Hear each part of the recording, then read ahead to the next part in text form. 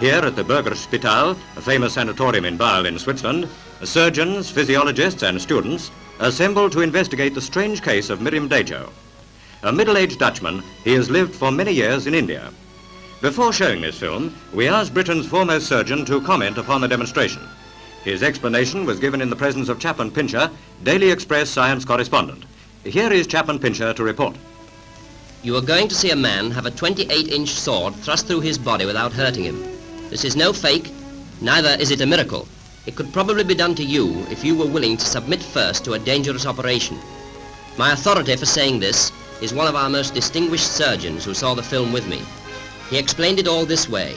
Years ago, Indian mystics showed Dejo how swords could be passed through their bodies without causing injury. They persuaded him to let them experiment. A thin round sword was pushed through his skin between the ribs low on the left side.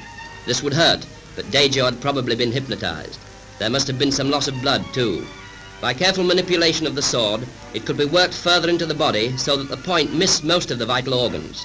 Then with a quick thrust, the liver could be pierced and the sword pushed through between the ribs of the other side. Now all this would be very risky.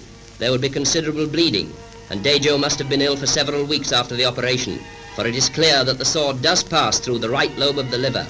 But once the wounds had healed, a straight path of insensitive scar tissue would be formed. A sword thrust carefully along this path would cause little pain or bleeding because there are no nerves or blood vessels in scar tissue. Eventually, a permanently open channel could be formed right through, making the passage of the sword easy and safe in future. This explains why the sword is always inserted in the same places and by the same man. Those are the facts and a scientist's explanation.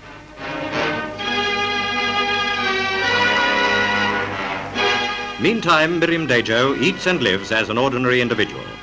The key to his secret is still locked in Eastern mysticism.